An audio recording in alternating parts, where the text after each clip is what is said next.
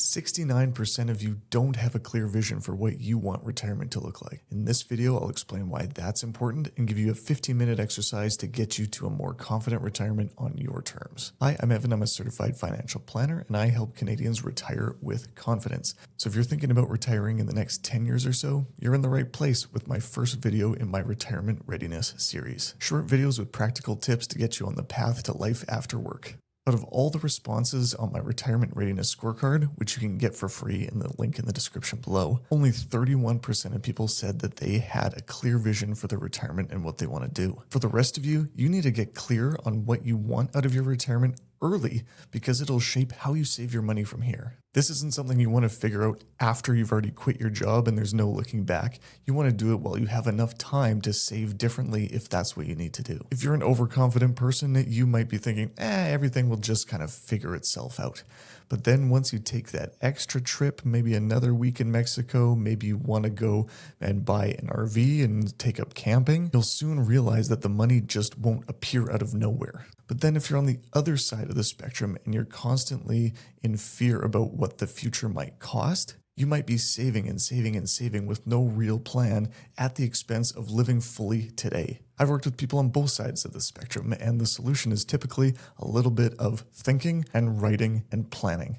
Here's what I mean. Take out a fresh piece of paper, a notebook, new document on your phone, whatever you want to do, just somewhere where you can write something down. We're going to spend 15 minutes working on this plan. The first thing you're going to do is write down 3 things that you want to do more of when you're done working. Once you see this list, you might see some things that cost a lot of money, or maybe even just a little bit of money, but some additional money that's worth planning for. Maybe you want to get a vacation property. Maybe you need to get a golf membership. Maybe you want to take tennis lessons. But you might also have things on that list that don't cost any money at all, like you might want to do some volunteering. Whether they cost a lot of money or no money, it's great to just write them down so you have a clear idea of how much those things might cost, and you can start planning accordingly today. The second thing you're going to want to do is spend 5 minutes writing down things that you want to spend less time doing. Of course, this is going to be things like your long commute to work. Of course, you want to do less of that, but maybe you want to spend less time shoveling snow or mowing the lawn, right? These are some things that can be hired out, but are going to cost some money. And so if these are things that you genuinely don't want to do, then it's probably worth planning for today so that when you get to retirement, you aren't spending your time doing stuff that you'd rather not be doing. I like negative goals because understanding the things that you don't want can really help clarify the next steps of things that you could do to avoid those things. You don't want to rot on the couch? Maybe you join a running club. You don't want to be in the city as much? Maybe you should go camping and see the rest of the country a little bit more. Lastly, write down 3 or more people or couples that you'd like to spend more time with. I found that the people that have the most fulfillment in their retirement years are those who spend time with people that matter to them. Whether that's a broader community or close friends and family, spending time with people intentionally really makes a difference. Think of people that you've maybe lost touch with, or friends or family that are a couple provinces over.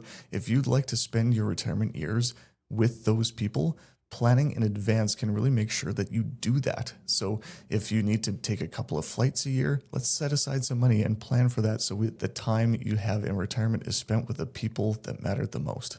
Most people haven't mapped out their retirement vision, but with 15 minutes of effort, you can take a couple of steps to getting closer to a confident retirement that you can be happy about.